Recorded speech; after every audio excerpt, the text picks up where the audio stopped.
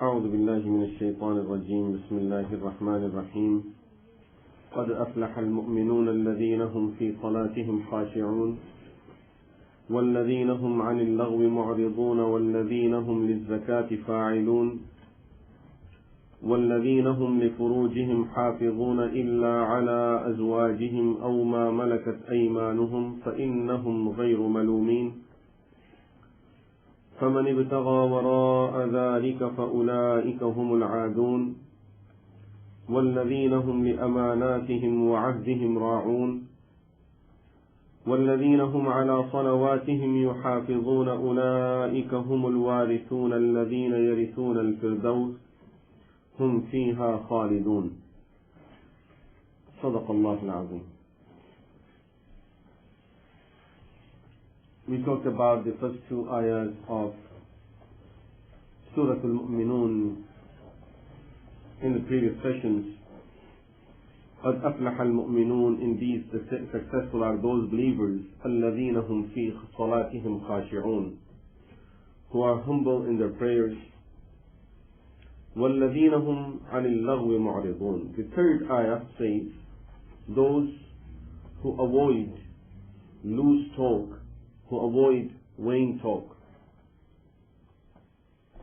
Allah subhanahu wa ta'ala in these ayahs is mentioning some description of the true believers, of people of Iman, and those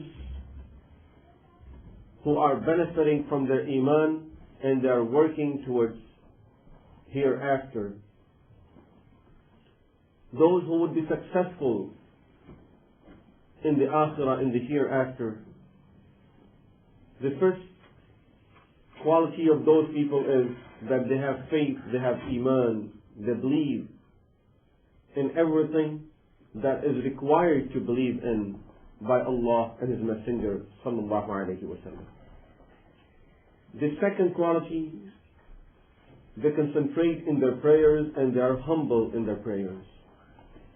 The third quality that Allah subhanahu wa ta'ala have mentioned here is وَالَّذِينَ هُمْ عَنِ اللَّغْوِ مُعْرِضُونَ, those who avoid vain talk. First thing, let us look at the word lagw, because this is the word that is used by Allah subhanahu wa ta'ala. Lagw in Arabic language means anything that is useless, anything that is needless, anything that is fruitless. Not necessary that just talk, not only acts of tongue, anything in a human's life that is fruitless, that is useless, that is needless, anything that is futile, no need of it, no benefit of it, no outcome from it, all of that is part of lagw. Although Allah subhanahu wa ta'ala used a small word here mentioning this quality, but this is a very deep thing that explains a lot of beauties of Islam and at the same time responsibilities of human beings in this world. Allah subhanahu wa ta'ala, as He is mentioning the description of true believers and virtuous people, successful people, people who are working towards the cause for which they were sent in this world for. They are fulfilling the purpose of their existence.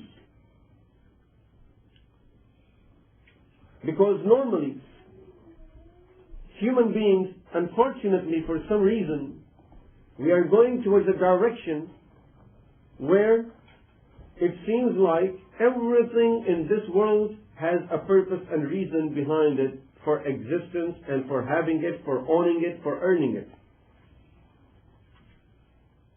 I need a home for this reason. I need car for this reason. I need furniture for this reason. Then I need my shoes for this reason. I need a jacket for this reason. I need clothing for this reason. But if you ask the person what's the reason for your existence, for what reason do you exist in this world, What's the purpose of your existence in this world? Normally, it will be the most confusing question for many people. And not only this, in many situations, it looks like I exist only to use these shoes and jackets and clothes, because if I'm not there, who would use them? So my purpose of existence is only to use these things. I exist in this world so that the shoes will mean something. I will put the shoes into work. This is my purpose. My purpose of existence is so that this jacket will be used in this world.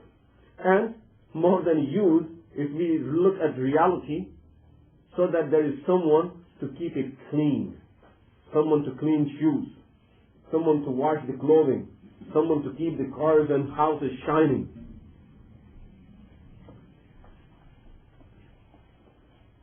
Allah subhanahu wa ta'ala is reminding us that there is much greater reason for human beings' existence than just these things.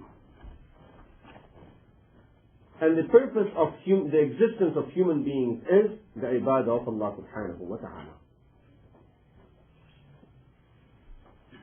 So Allah subhanahu wa ta'ala, after mentioning the ibadah, worship, الَّذِينَ هُمْ فِي صَلَاتِهِمْ خَاشِعُونَ, those who concentrate in their prayers, right after that he tells us, وَالَّذِينَ هُمْ عَنِ اللَّغْوِ مُعْرِضُونَ, those who do not get involved in useless things, in fruitless things, those who will not get involved in things that have no benefit,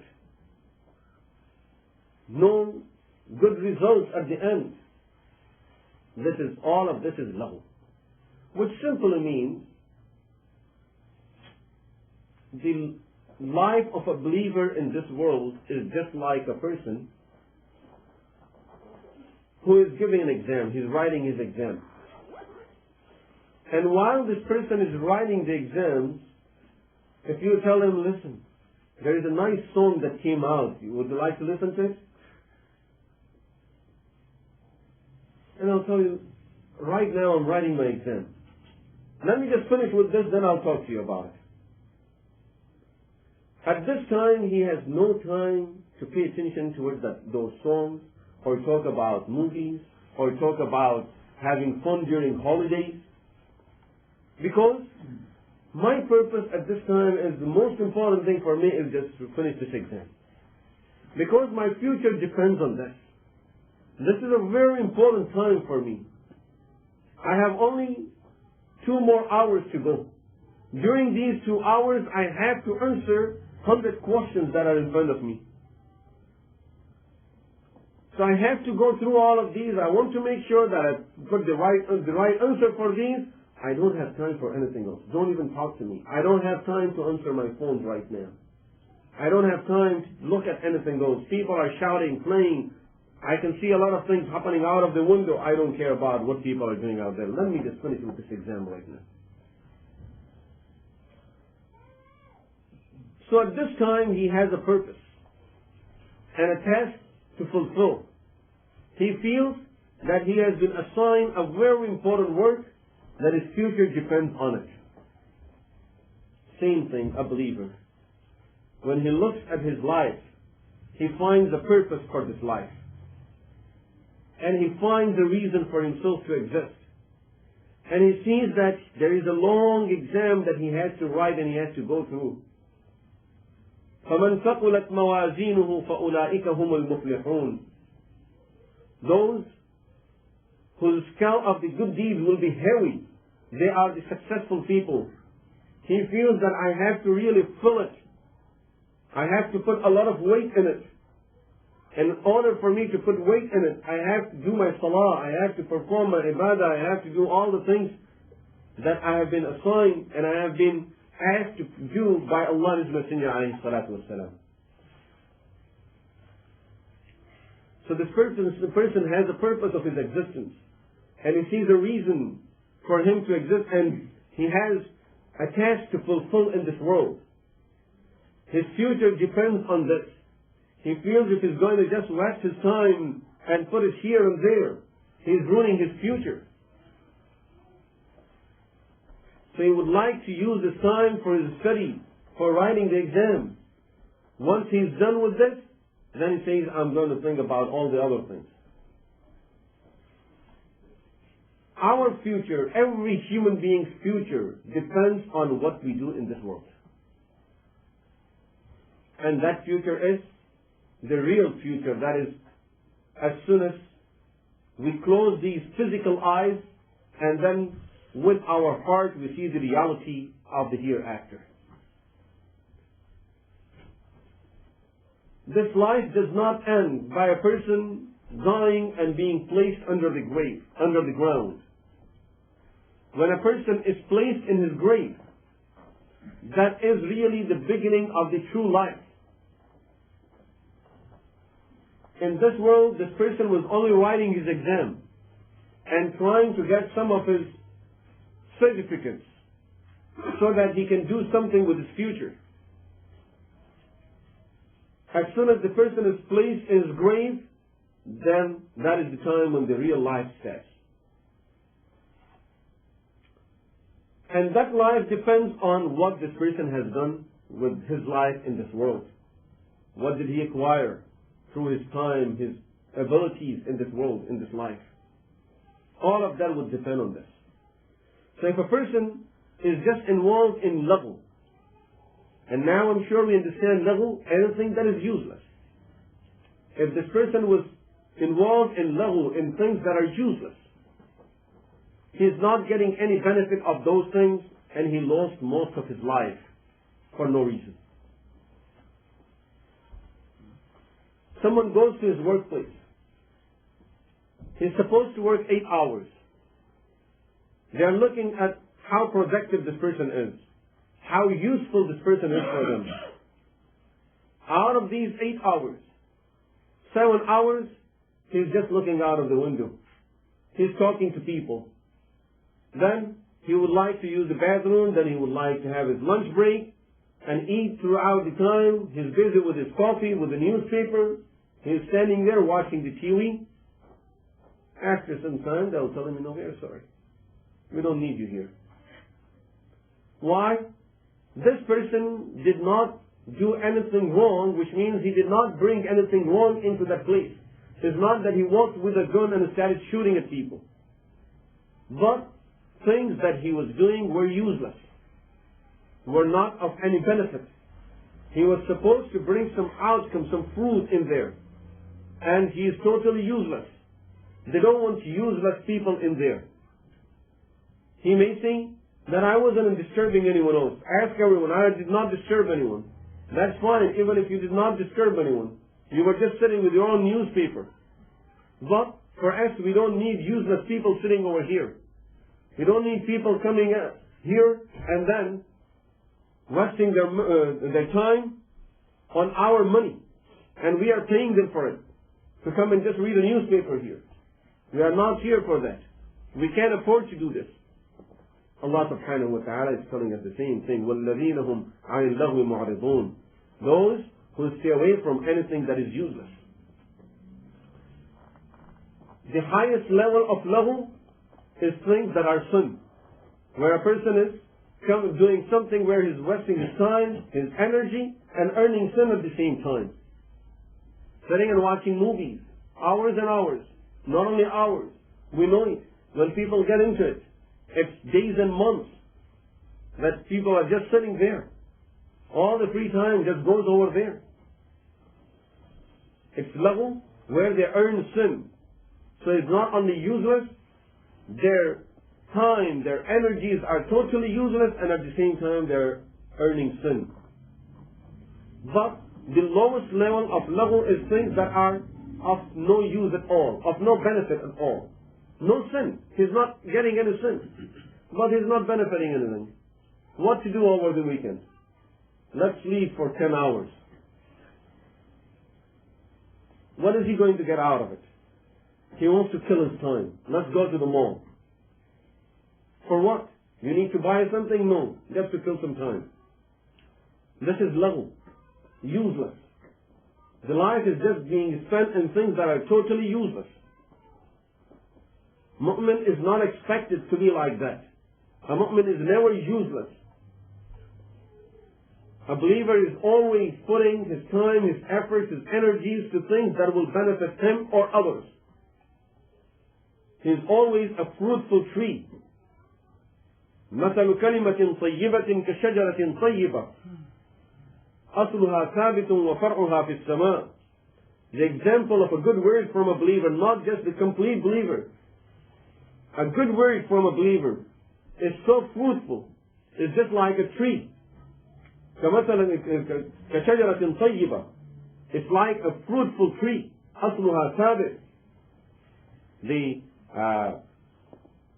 The tree is very firmly standing on the ground. And وَفَرْعُهَا فِي السَّمَاءِ. The branches of this tree are up in the sky. تُؤْتِي أُكُلَهَا كُلَّ حِينٍ بِإِذْنِ رَبِّهَا. This tree keeps on giving the fruit at all times. Whether it's winter or summer, there is fruit on this tree. Whether it's sunny or it's freezing out there, the tree is providing people with fruits. This is the type of tree that is. It's not that in winter it's totally dry. There is nothing on it. تُؤْتِي أُكُلَهَا كُلَّ حِينٍ. At all times keeps on giving fruits to the people. So a mu'min is always useful, where people can really get the fruits of his existence, benefit from having this person around at all times.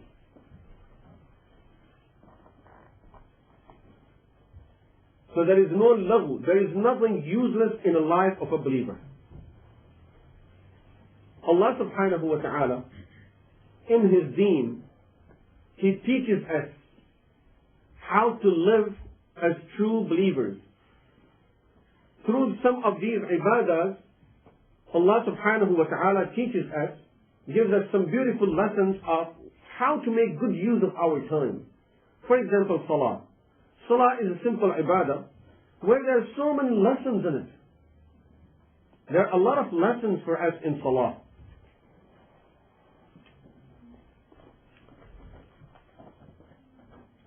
Salah teaches us to be punctual on our timings. It teaches us not to be totally useless. Sunday, what to do? Nothing. Sleep at night and wake up at 3, 4 o'clock in the afternoon. No. A mu'min can never do that. He has to wake up for Salat al-Fajr. Then he has to get up for Salat al-Zuhr. Then he has to worry about Salat al-Asr. So it's not just sleep and don't worry about anything in the world. Or just go for have fun and forget about everything. There is nothing like this. Salah teaches us organizations in our life. And then hundreds of lessons in Salah. For example, one of the things we have to do in our life is control our eyes. Through Salah, Allah subhanahu wa ta'ala teaches us that lesson also. That keep your eyes that place. Just look at the place of sujood. Don't look here and there. Same thing, Allah subhanahu wa ta'ala gives us some lessons of making sure that we don't do anything that is useless. For example, Rasulullah sallallahu alayhi wa sallam said in a hadith, a person who comes for Salat al-Jum'ah and he sits for the khutbah quietly, he listens to the khatib giving the khutbah, and he does not do فَلَمْ يَلْغُ, does not do anything that is lahu, that is useless. What does that mean? I'm sure most of us we know that it refers to playing with anything, doing anything that is not allowed to be done during Salah. For example, if a person starts eating at that time, generally eating is allowed, but at this time during khutbah, if the person is eating, this is lahu, this is useless act at this time, and he lost the reward of his Jum'ah. Not only the reward of that moment, not only the reward of one khutbah, he lost the reward of the full Jum'ah. Everything is gone. The person is not eating, is not drinking, he is playing with his clothes. This is lahu. A person is playing with his glasses. Someone is playing with his phone. Someone is holding a pen in his hand and is playing with it. Someone finds small pieces on the carpet and he starts, or threads or things, to start playing with that. All of this is lahu. All of these things are considered to be useless act at that time, and by doing any of these things, the full reward of the Jummah, everything is gone.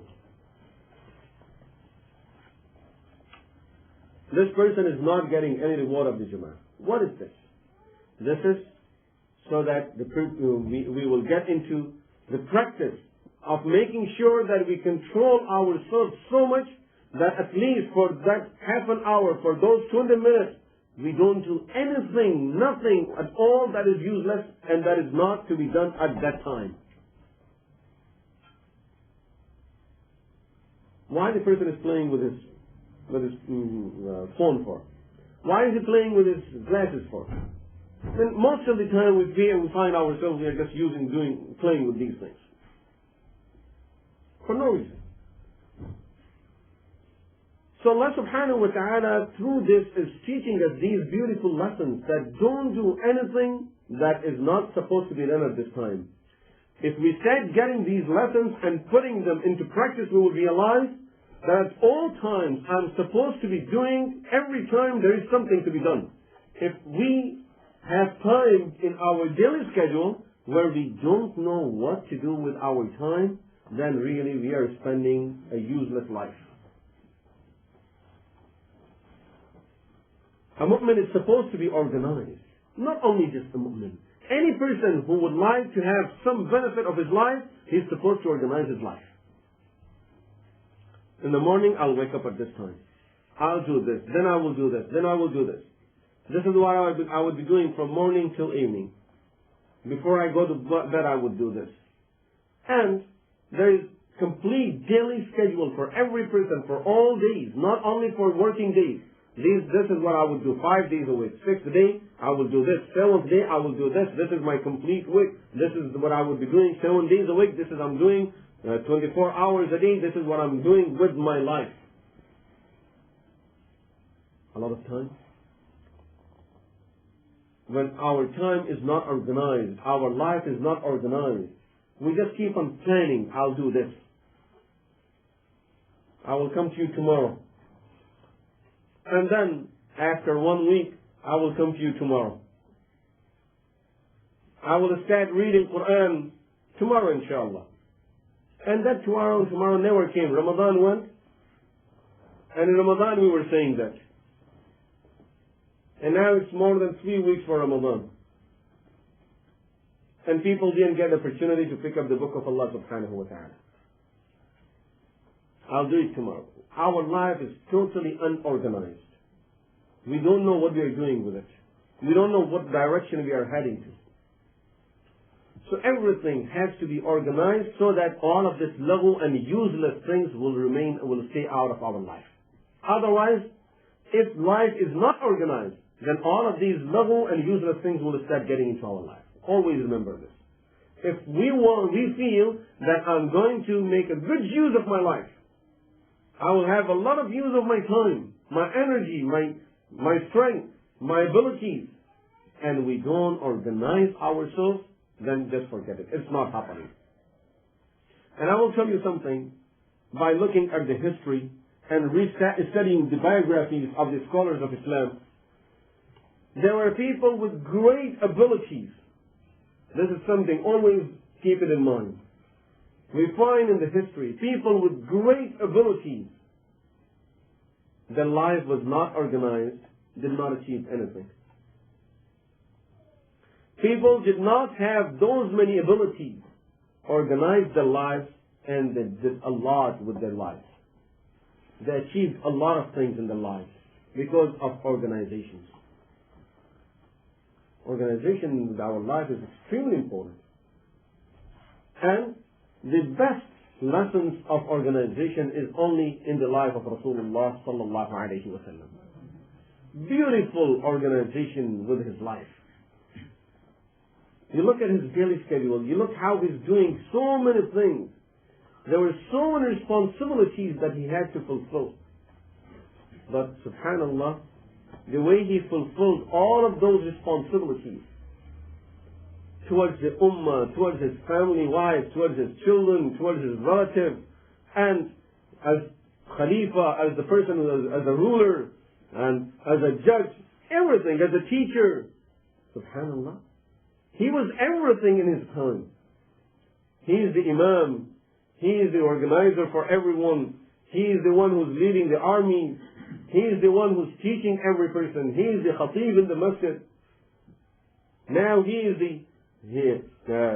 a father for his children. He is the husband for his wife. Not only one. And still we are not able to do justice to her. But still there are so many complaints.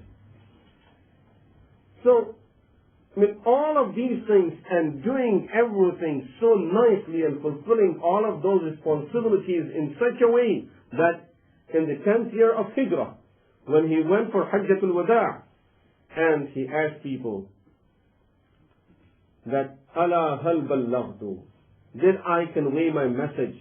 Did I convey the message of Allah to you people properly? And I taught you everything that I was supposed to teach you? All of them, 124,000 Sahaba Ridwanullahi alayhim ajma'een, they all witnessed for him that, Na'am ya Rasulullah, Bala qad ballaghta. Yes, ya Rasulullah, you fulfilled your responsibility in the most perfect way. And then he says, Allahumma shahad, Ya Allah, be my witness that these people are witnessing for me that I have fulfilled my responsibility. There wasn't any person during that time who would be able to say that Rasulullah sallallahu alaihi wasallam was supposed to do this for me and he did not do it. He did not fulfill his responsibility. Not a single person was able to say that. Just imagine, with all of those responsibilities and not even one person can have that claim. This is organization in his life.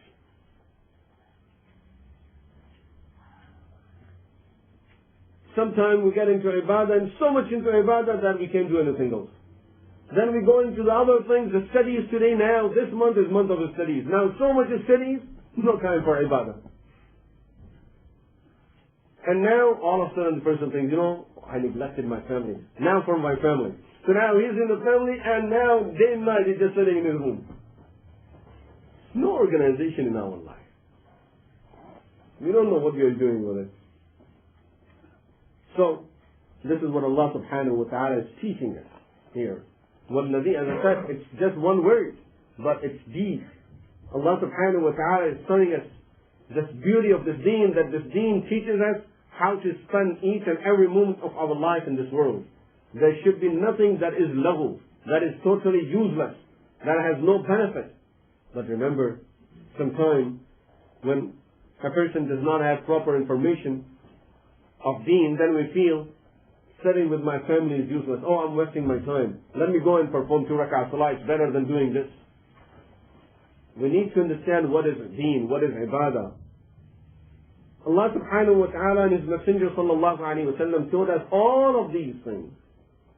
And everything that was done by Rasulullah sallallahu alayhi wa sallam, all of this is part of ibadah. He used to sit with wives, he used to sit with his children, he used to play with his grandchildren. All of this is part of that ibadah, that's been part of the deen. So, there should be no lahu in our life. Allah subhanahu wa ta'ala, describing the Jannah, tells us in Quran, لا يسمعون فيها لغوا ولا كذابا. In Jannah, there will be nothing lahu, nothing useless. You will not hear anything that is lahu, that is useless in Jannah. And Mufassirin have explained this word lahu over there, that it means they will not hear anything that has no benefit, no curse word, no false promises, and nothing, not only this, nothing that has no benefit. They won't hear it in Jannah, because Jannah is free from all kind of lahu, things that are useless. Everything of benefit in Jannah. So even the people of Jannah will be such that they will be in the habit of just speaking things and saying things that have some good behind it and some benefit in it. Rasulullah sallallahu alayhi wa sallam, Again, giving us a lesson of avoiding laghu and useless things in our life. It says in a hadith, and the hadith is in Sunan Abi Dawood, صلاة في إثر صلاة لا لغو بينهما كتاب في عليين. When a person performs salah, and after this he performs another salah, performs zuhr, and then he waited and he performed salat al-asr. Between the two prayers, لا لغو بينهما, he did not do anything that was useless. He performed two salah on that day, where between the two prayers, he did not do anything that is lahu, kitabun fi alliyin. This act will be written in a book that is very highly preserved with Allah subhanahu wa ta'ala, which means is an act that surely you will be rewarded for in akhirah. It will be written in that book where it cannot be erased, and it will be safe for you over there. This is that type of act, such a great act, loved by Allah subhanahu wa ta'ala. Just imagine then the practice that He would like to give us, that get used to, perform one prayer, and then from this prayer you think, you make a good schedule, that until next prayer, I'm doing something good. I don't have a single moment between the two prayers that is useless and that I don't know what to do with.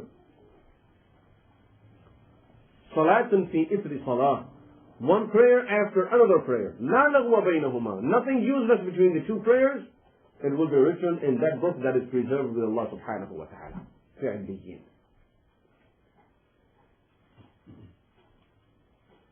Ata ibn Abi Rubah, radiyallahu anhu, one of the great tabi'een, the mufti of Makkah Mukarramah during his time. He says, I saw Jabir ibn Abdullah radiyallahu anhu and Jabir ibn Umayr, two Sahaba ridwanullahi alayhim ajma'een. Both of them, they were competing with each other in targeting and hunting. After some time, one of them got tired and he stopped. Two Sahaba, they're playing. They're learning, they're practicing targeting. And one of them gets tired and he sits down. So the other Sahabi says to him that this is not being tired, this is being lazy.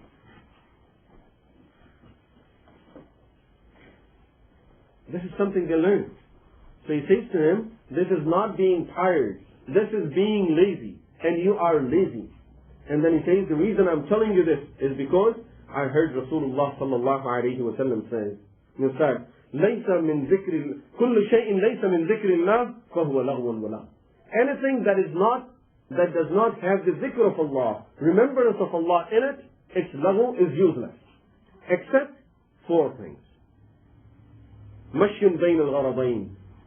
Number one, running between the two lines, which means doing some exercise. Where the person is running or doing some exercise, physical actions where he is doing something for his health. So these type of exercises that when people are doing is something that Rasulullah sallallahu alaihi wasallam said, this is not long, this is not useless. Number two, تأديبه فرسا. Training your horse. And we don't want to go into the details of that.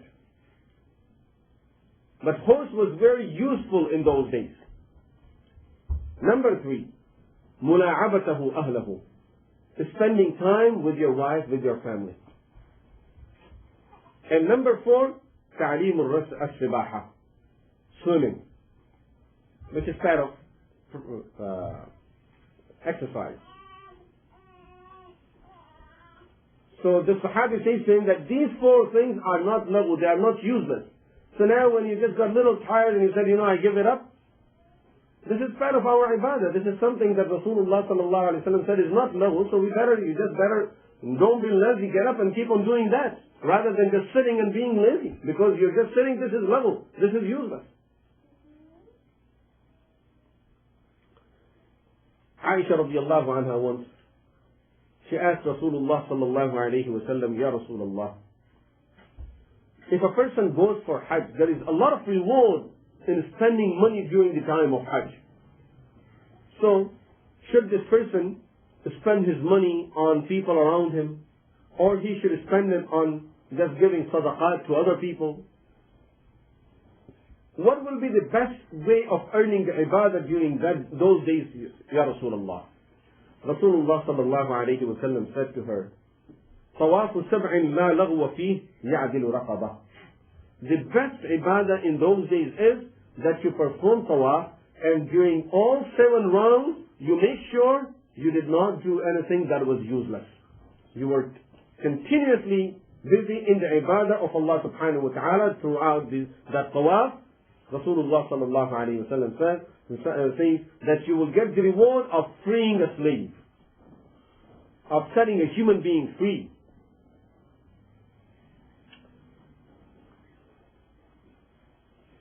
Again, it's a lesson of staying away from laghu and from things that are totally useless and have no benefit.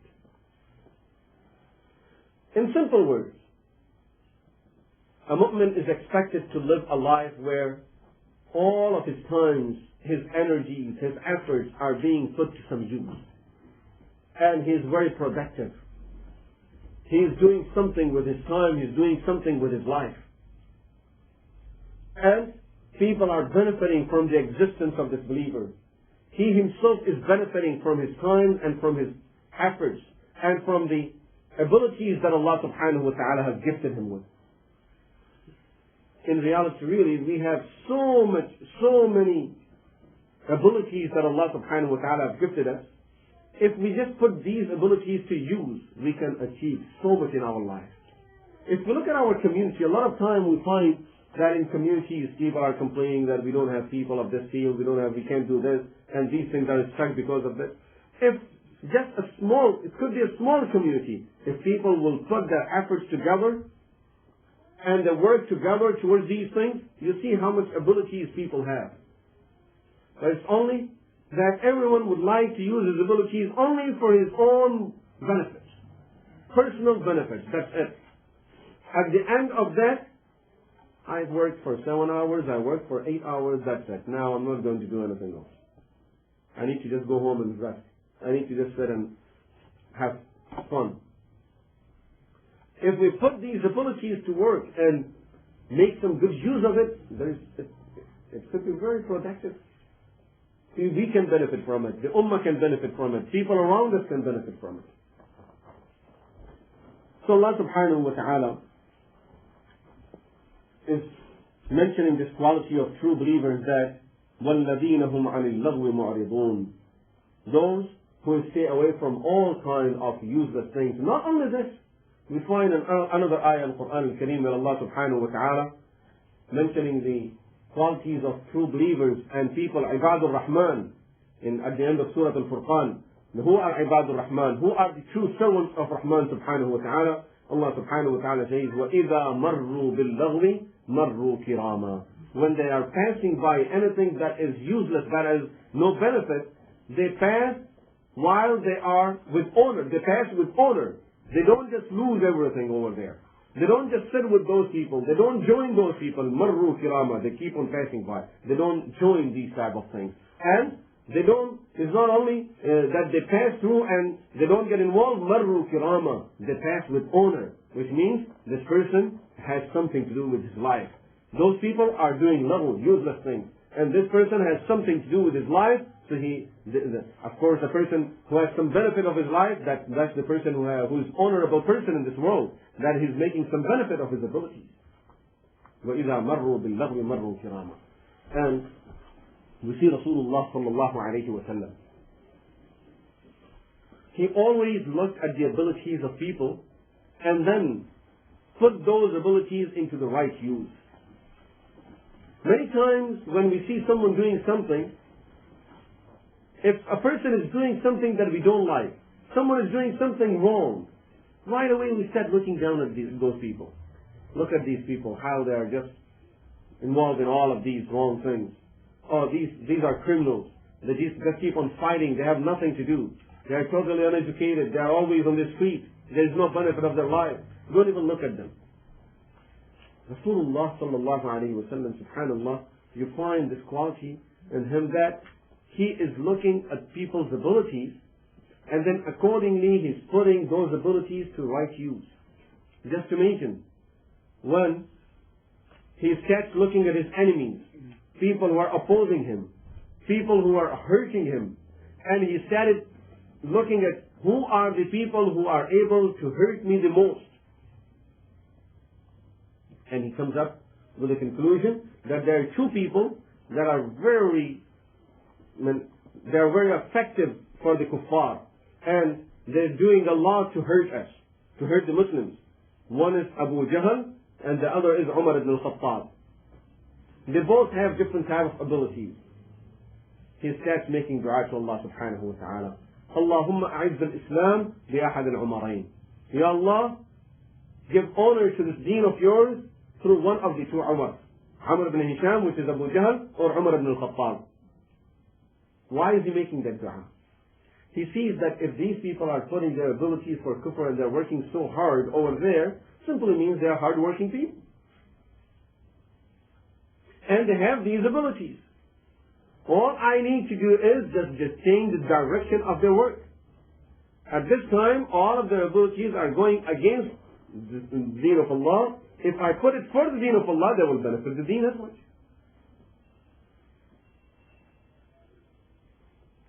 A lot of times, we see children who are very, very playful and they're giving everyone a hard time. They'll keep on arguing with people. They'll keep on fighting with everyone. And normally, these children always, what they hear is, this is a very bad child. He misbehaves all the time. He is this and he is this. And that makes that child gets a feeling about himself that no one likes me and I have no benefit being with my parents. My parents don't like me. They always talk against me. My teachers talk against me. My colleagues, my friends, my uncles, my aunts, my cousins, everyone is talking against me. I have seen scholars, and really those were the people that I feel that they knew how to benefit from the deen of Allah subhanahu wa ta'ala. When they would see these type of children, they would admire them, mashallah. Very nice child. Because they see that this child who's doing all of this, he is sharp. And he's active. He's brave. He has a lot of abilities. It's only because of his childhood, his misusing his abilities. All we need to do is, now I'm going to work on this child more than I will work on those other nice children because they don't have these abilities that this child has. They look at these abilities. He's very active. He's very brave. So we will use these abilities of this child. So this is how Rasulullah sallallahu alayhi wa sallam taught us. That these are abilities within human beings. And every human being has abilities. Only if we stay away from useless things in our life and put our abilities to right use, inshallah we will be very protected. And those people around us who have these abilities, they will be very productive and we can have a lot of benefit of having those people around. Now, we know it, that a person who is criminal, everyone is afraid of this person. You just change the field of this person. Sit with this person.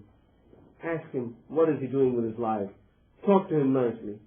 And then offer him something where maybe that use him to be the guard for the neighborhood. Now, everyone is afraid of this person. If this person becomes the guard over there, he will be very nice in keeping people away and keeping other criminals away from doing anything wrong over here.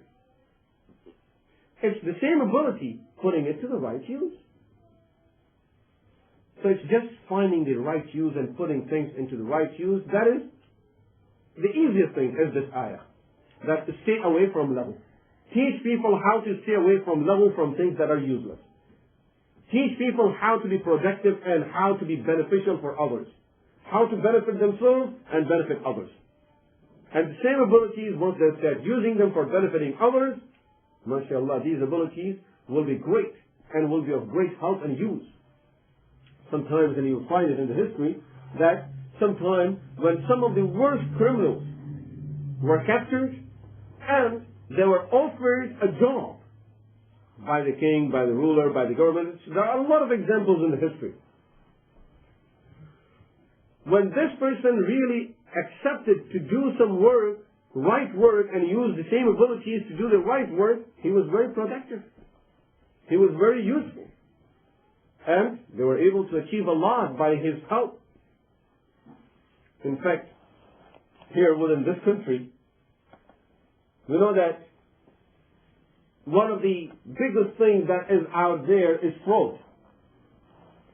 Bank fraud, fraud in the money, in checks, these type of things.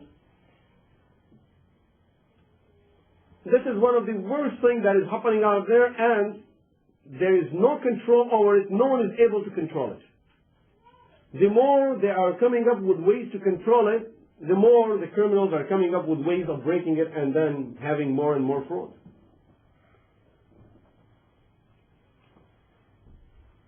One of the people that was very intelligent in this field, he used to do some fraud with the checks. And he will just make false checks and cash them out. And banks won't even find out. Even their machines won't find out. Finally, when the person was captured, after some time, they offered him something, that a job within the government, that here you help us, because he's so intelligent that he was able to make that and do it in such a way that even the banks won't be able to find out. So now you know all the ways of how people would make these frauds. So now you tell us how to break it, how to put a stop to it. And really he came up with solutions where everyone else was failed. Everyone else had failed, and he came up with those solutions. So putting these abilities to the right use. This is when a person will stay away from lahu, from useless things. He's not harming others. He's not hurting others. Not only this, he's not even just going to sleep where he's not of any use. In fact, he's putting his time, his abilities, his energy, everything to the right use. He will benefit himself and he will benefit others. This is lahu. This is when people will learn to stay away from lahu in their life. So Allah subhanahu wa ta'ala told us in Quran that one of the descriptions of true believer is that وَالَّذِينَ هُمْ عَنِ اللَّغْوِ مُعْرِضُونَ, who avoid all kind of useless things in their lives. May Allah subhanahu wa ta'ala make our lives useful. May Allah subhanahu wa ta'ala give us tawfiq to make good use of our time, of our life, and of all the abilities that Allah subhanahu wa ta'ala has gifted us with. And may Allah use our abilities, our time, and all the blessings that He has gifted us with to give us tawfiq to use them for His deen and for the benefit of the ummah and for the benefit of the whole world at large. أقول قولي هذا وأستغفر الله لي ولكم ولسائر المسلمين والمسلمات وآخر دعوانا أن الحمد لله رب العالمين.